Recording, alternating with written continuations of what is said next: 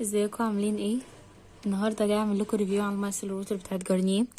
للي ما يعرفش ايه هي المايسل روتر هو منظف للميك اب بتاعنا بعد ما بنحطه، لان احنا ما ينفعش ننام بيه، لانه بيبقى غلط ان احنا ننام بيه. طبعا ممكن بعد كده هيسبب لنا ترهلات في وشنا وهالات سودا وكل انواع الامراض اللي في البشره ممكن تسبب لنا لو احنا سيبنا اي نقطه ميك اب على وشنا ونمنا بيها. علشان كده من المهم جدا ان احنا نستخدم المايسل روتر، ما تقلش اهميه ابدا ابدا عن الغسول بتاعنا. جبت منها النوع العادي، ايام كانت ب50 جنيه، دلوقتي حوالي ب73 جنيه. هي حجمها 100 مللي، الحجم الصغير منها. و بصراحة يعني قاعدة معايا فترة كبيرة لاني مش بحط ميك اب بصفة دايمة، فهي قاعدة معايا وحلوة جدا. حجمها زي ما قلت لكم حجمها 100 مللي، ومكتوب عليها ان هي للبشرة الحساسة وبتزيل الميك اب وبتنظف وبتلطف وكل حاجة، يعني للوش والعين والشفاه وكل حاجة.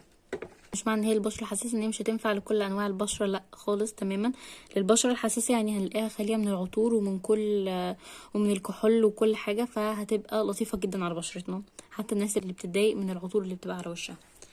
فانا جبتها للبشره الحساسه وكنت عايزه اجربها، وبصراحه هي حلوه جدا جدا.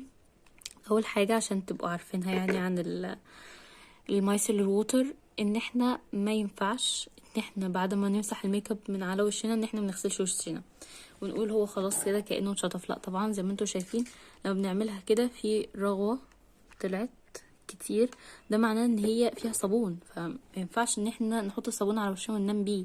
هنحس حتى بعد ما بنمسح بيها الميك اب من على وشنا ان وشنا كأنه كده عليه بقايا صابون، فلازم نغسله بالغسول.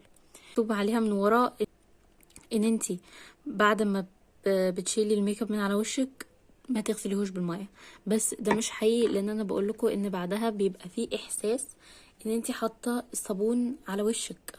ميزه المايسلر دي بجد ان مهما كان الروج صعب ان هو يتشال بتشيله بكل سهوله، ومش كانه خالص ثابت ولا اي حاجه. يعني انا عندي الروج ده بتاع مايت سينما، واللي عنده الروج ده هيعرف قد ايه الروج ده ثابت وما بيتشالش خالص. فانا هجرب لكم ان انا احط منه جزء على ايدي واسيبه لحد ما ينشف وبعدين نشيله قدامكم اهو. فده لما بيتحط بيبقى صعب قوي ان انا اشيله، فجربته مع الجرنيه، لا بصراحه بيشيله بكل سهوله. تاني حاجه كمان، انا لما بحط ماسكارا او حاجه باجي اشيله بيها عيني ما بتتحسش خالص وبيعمليش اي التهابات، طبعا علشان هو ما فيهوش اي روايح، ومكتوب عليه برضو ان هو خالي من العطور اهو، خالي من العطور خالي من الكحول، ما بيسيبش اي رواسب.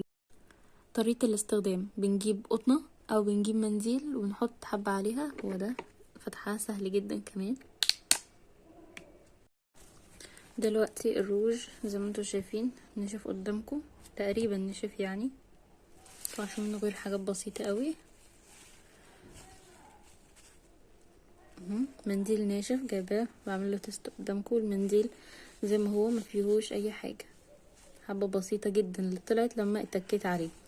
طيب دلوقتي اهو مايسل روتر نحط حبة صغيرين جدا.